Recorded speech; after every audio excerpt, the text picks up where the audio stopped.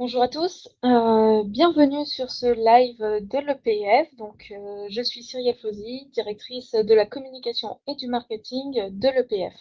Nous allons passer une petite demi-heure ensemble pour que je vous présente l'école, en quoi notre école est une école ouverte aux jeunes filles, particulièrement très accueillante envers les jeunes femmes, mais bien sûr envers tous les élèves, tous les candidats qui le souhaitent. N'hésitez pas à poser des questions par écrit, je pourrai y répondre puisque je les vois toutes s'afficher à mon écran. Je vous propose de commencer notre présentation de l'école avec une petite vidéo en espérant que vous ayez le son. Hop. Eh bien non.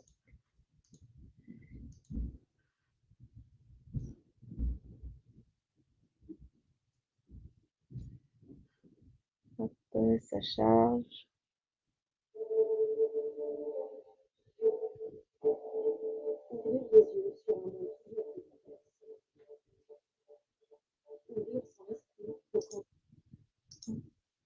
Et ben, ça a bugué, évidemment.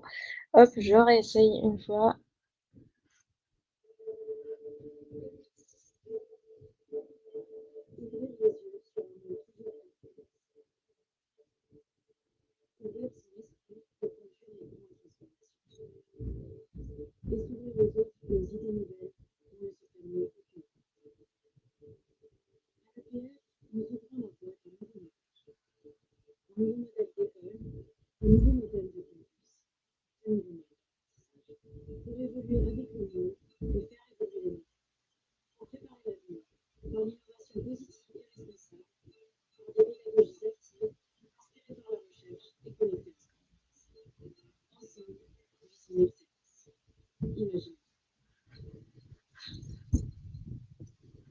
Voilà, c'était juste une petite vidéo de présentation de l'école. Et donc, je continue ma petite présentation. Donc, l'école, l'EPF, c'est une école singulière par son histoire. Il faut savoir que c'est la première école dédiée à la formation des femmes ingénieures. Elle a été créée en 1925 par Marie-Louise Paris. Et donc, elle se nommait l'École polytechnique féminine, donc EPF. On a, depuis 1994, on ne décline plus cette EPF puisque nous accueillons des jeunes hommes et nous sommes mixtes depuis cette date. C'est en ça aussi que c'est très intéressant pour nous de participer à ce salon aujourd'hui. C'est une histoire qui nous tient à cœur à l'école, une histoire à laquelle nous sommes attachés, parce que mettre en avant la formation des femmes, l'accès aux études scientifiques aux femmes, c'est vraiment quelque chose qui nous tient à cœur. Et aujourd'hui, ça se ressent toujours dans nos promotions, où on a 35% de jeunes femmes dans nos promotions, ce qui est quand même assez exceptionnel pour des écoles généralistes. D'habitude, on est plutôt entre 17 à 23% de jeunes femmes dans les promotions. Et donc, c'est quelque chose qu'on entretient et qu'on essaie de valoriser toujours plus, la mixité et l'ouverture, puisque l'ouverture est vraiment au cœur de nos valeurs. Ces valeurs, se traduisent aussi à travers notre statut. On est une fondation reconnue d'utilité publique depuis 1991 et nous sommes un établissement d'enseignement supérieur privé d'intérêt général. Donc ces valeurs aussi d'engagement, d'intérêt général, c'est vraiment quelque chose qui transparaît aussi à travers notre formation et on le verra au fur et à mesure de cette présentation. Nos diplômes sont tous habilités par la CTI depuis 1938, nos diplômes d'ingénieur. 3 diplômes habilités pour la durée maximale de 5 ans, dont un en apprentissage et 2 diplômes de bachelor gradés licence qui vous permettent ensuite de continuer sur un master. Ces grades sont délivrés aussi par la commission des titres d'ingénieur. Et vous voyez ici tous nos labels. Alors, je vois qu'il y a des questions qui commencent à arriver. Merci. Je vais y répondre au fur et à mesure. Donc là, je vois, suite à un BTS, et ben, je vais vous parler de ce qui vous est accessible après un BTS au cours de cette présentation. C'est une école qui se développe. On a 4 campus en France. Paris-Cachan, on déménage en janvier sur Paris-Cachan dans les anciens locaux de l'ENS. Je vais vous en parler aussi. Un campus à Troyes, un campus à Montpellier et à partir de septembre 2022, un campus à Saint-Nazaire. Et on ouvre aussi notre campus à Dakar, tout nouveau, donc au Sénégal, à la fin de l'année, là où nous accueillerons des élèves dès janvier sur ce tout nouveau campus. Quelques chiffres clés, donc vous l'avez compris, 3 diplômes d'ingénieur, dont un par apprentissage, 3 diplômes de bachelor, dont 2 gradés licence, les 35% de jeunes femmes que j'ai déjà évoquées, 650 enseignants et intervenants professionnels, particulièrement sur les fins de cycle, notamment dans les 2 dernières années de la formation la plus professionnalisante, avec 800 partenaires entreprises qui nous soutiennent.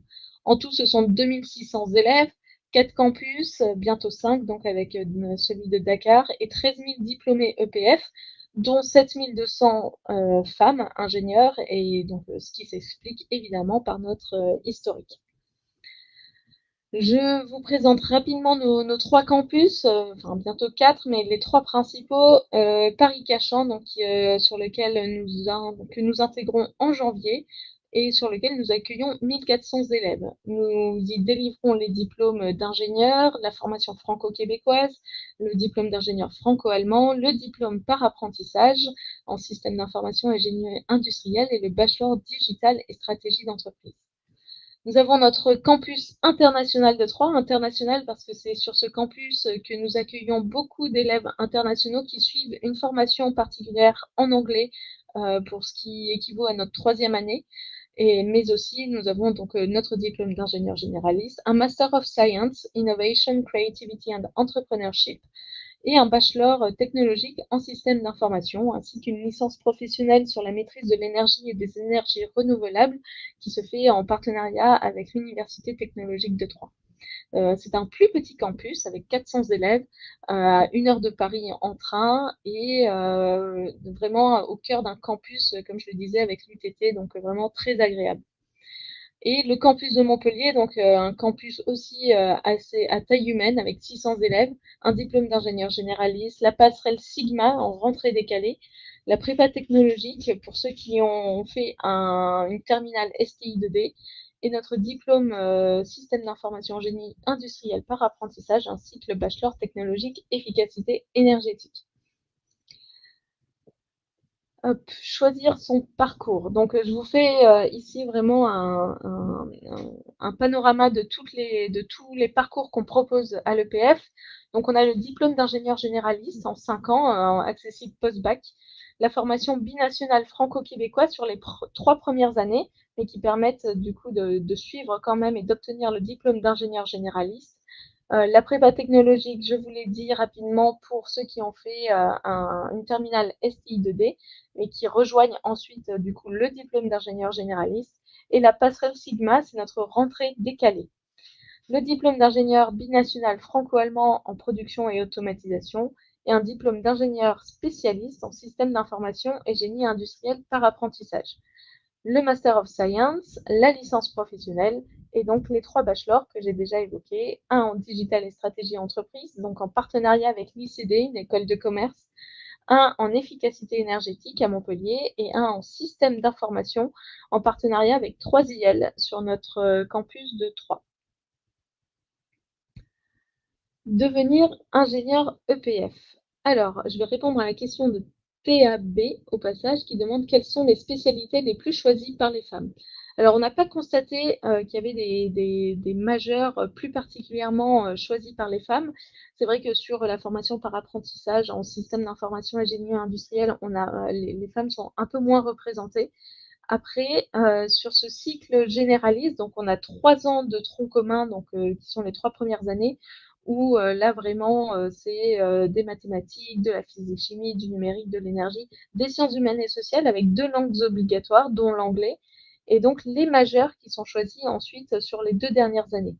On n'a pas forcément remarqué que les jeunes femmes allaient plus vers certaines majeures. Alors bien sûr, l'ingénierie et santé les attire quand même particulièrement, mais c'est vraiment pas si flagrant que ça. Donc vous voyez ici nos 8 majeurs, bientôt 9, parce que sur notre campus de Saint-Nazaire, ingénierie des transitions sera proposée qu'à partir de 2024.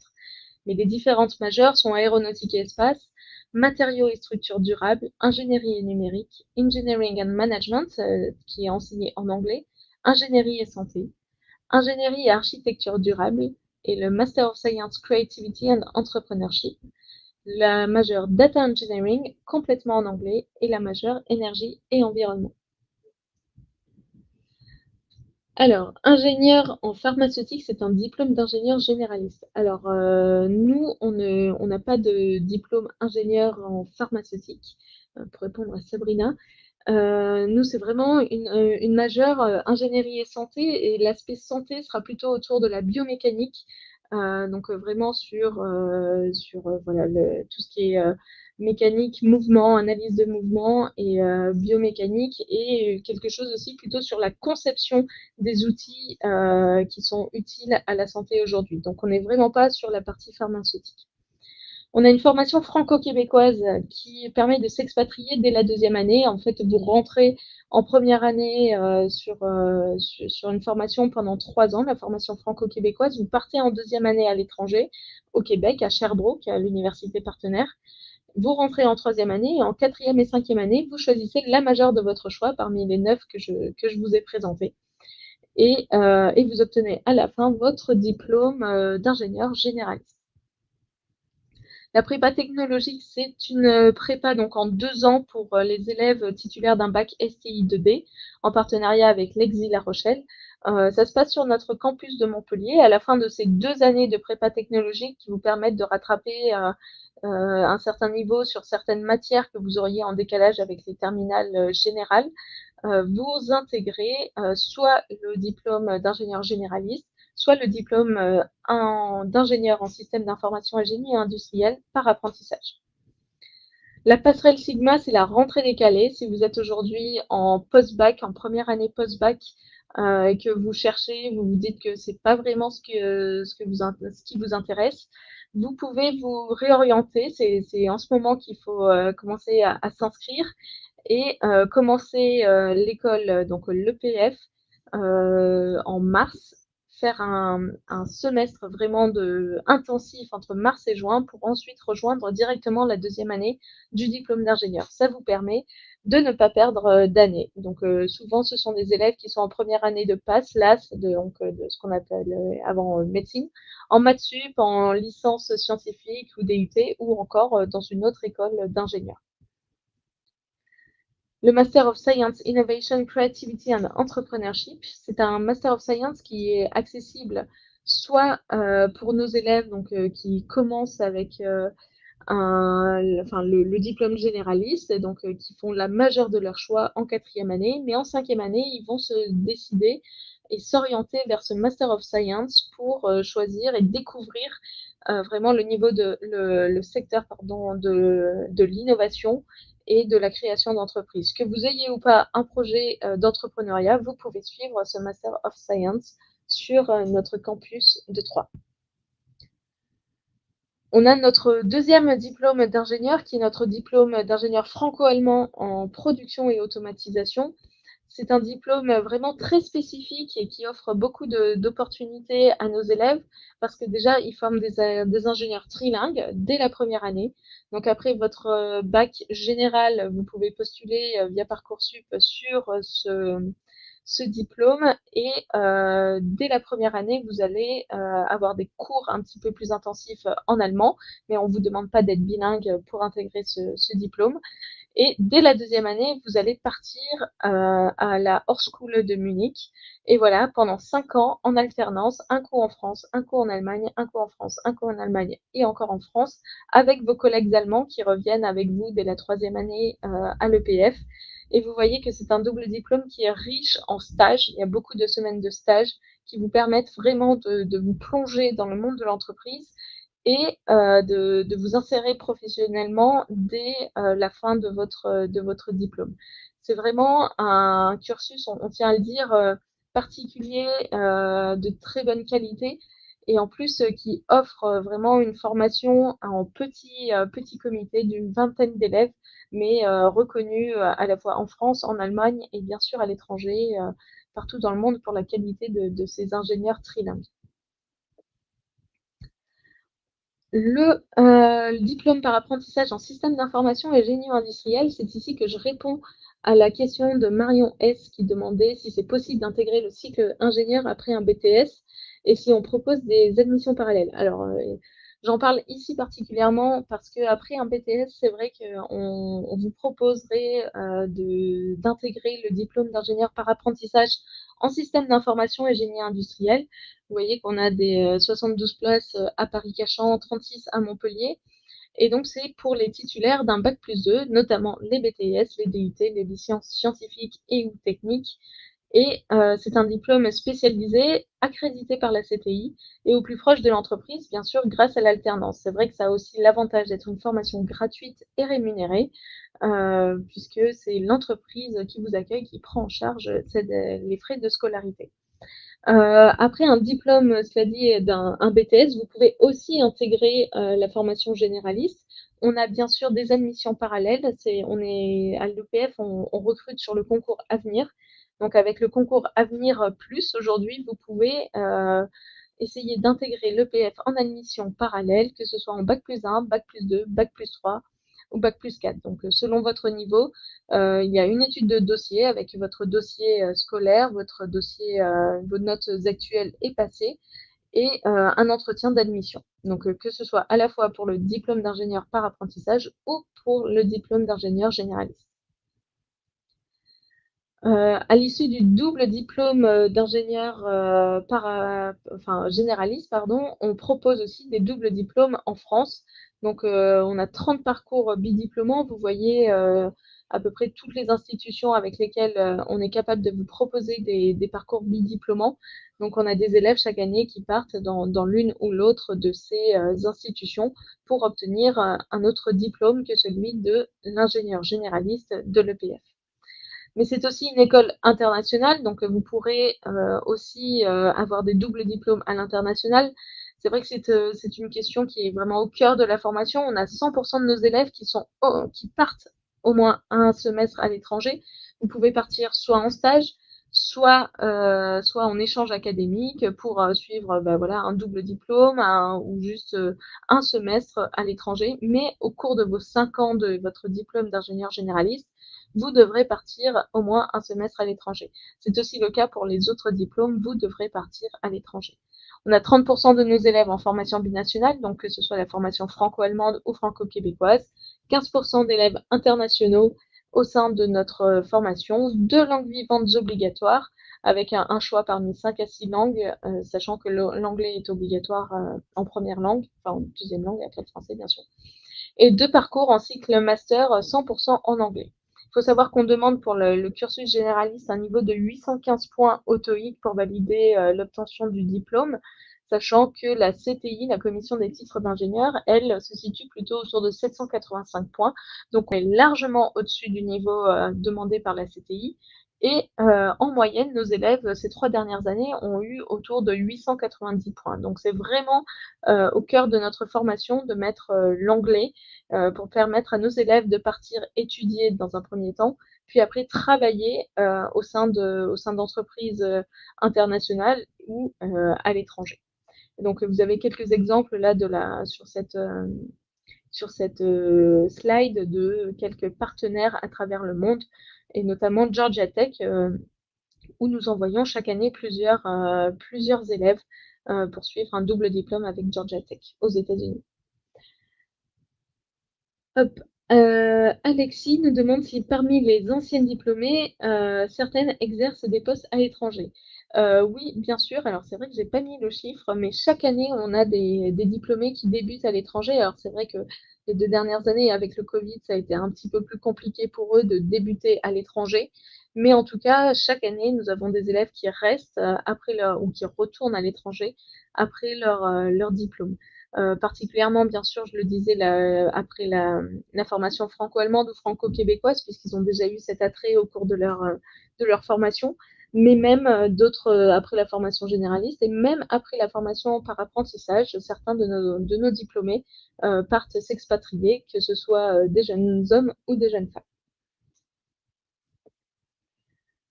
On est une école aussi en lien avec les entreprises, donc nous, ce qu'on souhaite, c'est vraiment accompagner nos étudiants pour les préparer au monde de l'entreprise, parce que bien sûr, la finalité des études, c'est de vous intégrer professionnellement sur le marché de l'emploi. Et donc, on met en place des pédagogies actives, ça veut dire qu'on va faire des classes inversées, on va mettre en place aussi des jeux sérieux, on va mettre des jeux avec des entreprises qui vont venir vous donner des cas d'usage et vous demander de travailler dessus. Donc là, concrètement, vous saurez ce que les entreprises recherchent, de quoi elles ont besoin, quelles sont leurs problématiques, et vous travaillerez dès vos études sur ces problématiques-là. On est aussi en lien avec, en partenariat avec, par exemple, Dassault Systèmes sur le logiciel CATIA. Donc, ce sont des logiciels aussi qui sont utilisés dans les entreprises et sur lesquels on vous forme pour que vous soyez prêts dès votre diplomation. On vous forme aussi, bien sûr, à développer vos capacités relationnelles et collaboratives parce que ce sont ce qu'on appelle aujourd'hui les soft skills qui sont vraiment très importantes au cœur de l'entreprise, en plus des compétences techniques, vraiment de développer vos compétences humaines et relationnelles. Les stages tout au long du cursus, alors là aussi, c'est pour vous montrer le grand nombre de semaines passées en stage au cours de votre formation. Là, on est vraiment sur la formation généraliste, avec dès la première année, après le bac, un stage d'exécution de 4 semaines. Et la deuxième année, un stage d'engagement citoyen de 6 semaines. Je m'arrête un petit peu sur ce stage-là parce que c'est vraiment une caractéristique aussi de l'EPF de vous former à cet engagement citoyen, à la responsabilité sociale. Donc, dès la deuxième année, on va vous demander de partir, soit vous rendre utile. En fait, on va vous demander d'être utile à la société. Alors, beaucoup de nos élèves partent en mission humanitaire à l'étranger. Certains se font des petits bouts de service civique, s'investissent auprès d'une commune, d'une agglomération, voilà, des choses de ce type-là qui permettent aussi de vous faire découvrir quelque chose qui n'est peut-être pas si commun que ça quand on est élève en école d'ingénieur. Donc ça, c'est vraiment le stage d'engagement citoyen fait partie d'un cursus complet, d'un parcours complet au cours de vos 3 premières années en engagement citoyen où on va vous demander plusieurs actions. Ça peut être évaluer le bilan carbone d'un bâtiment de l'école, par exemple, et réfléchir à comment on pourrait diminuer cette empreinte carbone de l'EPF. Voilà, donc ça, ce sont des exemples que je vous donne, il y en a plein, mais c'est pour vous montrer ce qu'on veut faire en termes d'engagement citoyen. Dès la quatrième année, un stage élève-ingénieur, donc dès que vous avez choisi votre majeur, vous devez partir 4 mois, 7 semaines, au sein d'une entreprise, en France ou à l'étranger, ça peut être un laboratoire de recherche aussi, pour vous familiariser déjà avec le secteur, le domaine lié à votre majeur. Et en cinquième année, vous terminez votre cursus avec le projet de fin d'études, donc 24 semaines, 6 mois de stage de fin d'études entre janvier et août pour l'obtention de votre diplôme, là sur des missions vraiment d'ingénieur qui seront aussi vos missions ensuite dans l'entreprise et qui permettent très souvent à nos diplômés, nos jeunes, enfin nos étudiants de trouver leur premier emploi. Donc au total, vous avez soit 50 semaines de stage sur toute la formation, donc 40 en cycle ingénieur. Le cycle ingénieur, ce sont les 3 dernières années, sachant que la CTI demande comme obligation 28 semaines minimum. Donc là aussi, on est au-dessus et ça vous permet vraiment de développer vos compétences et votre expérience en entreprise. Hop, je prends rapidement les questions que je vois. Alors, pour Véronique Amsalem, qui a rejoint la conférence en retard, on propose une majeure en ingénierie et santé, oui, sur notre campus de Paris-Cachan. C'est une majeure qui est très demandée, c'est vrai, particulièrement ces dernières années, et qui vraiment aborde les sujets notamment de biomécanique, d'analyse du mouvement et de conception d'outils pour le domaine de la santé. Hop, je termine sur la partie relations entreprises. Donc voilà, c'est vrai qu'on a un service dédié à l'accompagnement de nos élèves vers leur réussite professionnelle, avec des forums entreprises pour aider nos élèves dans leur recherche de stage et d'emploi, des afterworks qui sont organisés régulièrement avec des diplômés pour, encore une fois, pour sensibiliser, faire connaître les métiers, les domaines, les entreprises et des top chefs d'entreprise, donc pour faire connaître les partenaires industriels. Il faut savoir qu'on a aussi une coach en insertion professionnelle dédiée à l'école qui accompagne nos élèves, notamment en quatrième et cinquième année, dans leur recherche de stage et d'emploi. Et donc notre réseau de plus de 13 000 diplômés qui accompagne nos élèves. Le premier emploi à la suite de l'EPF, donc vous voyez les secteurs, donc on est vraiment dans tous les secteurs et le salaire d'embauche est de 37 à 41 000 euros moyen en sortie de diplôme, donc juste après le diplôme, à la sortie de l'école. Et ce qui est intéressant, c'est la progression rapide de 45 à 50 000 euros comme salaire moyen après 3 ans. Donc là aussi, c'est vraiment intéressant. Ce qui est important à l'EPF, c'est qu'on apprend à apprendre, on forme nos élèves à évoluer, à s'adapter et à pouvoir progresser rapidement. Vous avez aussi la répartition entre l'île de France, la région ou à l'étranger. Alors le salaire moyen, là c'est tout genre, si je puis dire, confondu, donc hommes et femmes. Les femmes de l'EPF se situent dans cette moyenne-là vraiment et ne sont pas lésées par rapport aux jeunes hommes. On n'a pas de différence flagrante. On accompagne aussi nos jeunes femmes qu'elles ne se censurent pas et qu'elles demandent à leurs futurs employeurs autant que les jeunes hommes. C'est vrai qu'on a constaté parfois il y a des autocensures.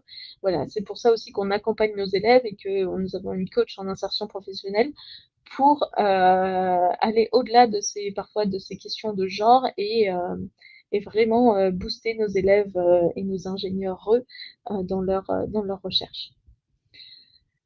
Hop, s'il n'y a pas d'autres questions, j'avance. Vous avez ici quelques entreprises qui recrutent nos diplômés, donc vous verrez que c'est vraiment dans tous les secteurs, dans tous les domaines. On a des grandes entreprises, des grands groupes, des petites startups, des entreprises du transport, des entreprises du consulting, des entreprises de l'aviation, de l'aéronautique, de l'espace. Voilà, enfin, c'est vraiment la diversité. C'est ce qui caractérise aussi la sortie de nos diplômés, l'intégration de nos diplômés, l'insertion. Mais c'est aussi logique puisque nous sommes une école d'ingénieurs généralistes et qui propose différentes majeures. Donc chacune de ces majeures a un peu ses spécificités et des entreprises qui recrutent directement dans ces majeures. Je vais terminer, puisqu'il me reste 3 minutes, sur la vie associative de l'école. Donc, c'est une vie associative dynamique. On a plus de 50 associations sur nos campus. On a des associations dans tous les domaines, que ce soit pour de l'engagement, de la solidarité, avec des associations particulièrement actives sur ces domaines-là, des associations pour faire du sport, pour l'art, la culture. Et bien sûr, si vous ne trouvez pas l'association qui vous correspond, eh bien, on vous encourage à créer votre association. On a remarqué que les jeunes femmes étaient quand même très investies dans les associations, souvent à la tête de ces assos. Et c'est vrai que c'est quelque chose qu'on valorise fortement auprès de nos élèves. L'engagement associatif est récompensé par des compétences valorisantes, bien sûr, sur votre CV, mais aussi dans votre formation. Ça valide des compétences qui vous permettent d'obtenir votre diplôme. Donc, ça donne voilà, des crédits ECTS qui sont obligatoires à obtenir pour obtenir votre diplôme par la suite. Il est 17h28, donc je n'ai plus beaucoup de temps. Je vais juste vous mentionner les prochaines journées portes ouvertes. On a une prochaine journée portes ouvertes sur chacun de nos campus, à Troyes, à Montpellier le 4 décembre et à Paris-Cachan le 15 décembre. Alors, vous pouvez vous inscrire sur notre site web, n'hésitez pas. À Cachan, Paris-Cachan, il faut savoir que le 15 décembre, c'est vraiment une journée portes ouvertes un peu en exclusivité. Nos élèves, nos personnels ne seront jamais allés sur notre campus, mais nous, on vous y accueille. Tous les candidats qui seraient curieux et qui auraient envie d'intégrer l'école sont les bienvenus le 15 décembre. Alors, ce sera vraiment une visite rapide et pour vous donner un aperçu, un avant-goût mais voilà, c'était important pour nous de pouvoir vous accueillir sur notre futur campus dès ce mois de décembre. On fait des lives tous les mois avec nos élèves. On a des visites de campus quand vous le souhaitez. Il suffit de nous écrire à communication@epf.fr. On vous reçoit avec grand plaisir et on vous fait visiter les campus. Donc à partir de janvier pour Paris-Cachan pour être sur notre tout nouveau campus. Et j'en profite, on a un webinaire le 8 décembre, un webinaire d'orientation. Donc, si vous hésitez, si vous ne savez pas quelle école choisir, entre école post-bac, post-prépa, une école d'ingénieur ou un bachelor, voilà, on a un coach professionnel vraiment en externe de l'école qui viendra vous accompagner. C'est sur Teams, c'est en fin de journée. N'hésitez pas à vous rendre sur notre site web pour plus d'informations. Eh bien, voilà, n'hésitez pas encore à échanger avec nous, à poser des questions. Nous sommes présents virtuellement, en tout cas sur le chat. Nous répondons à toutes vos questions. Je vous remercie beaucoup pour votre écoute. J'espère que vous serez intéressés et j'espère vous voir bientôt sur nos campus. Bonne soirée à tous.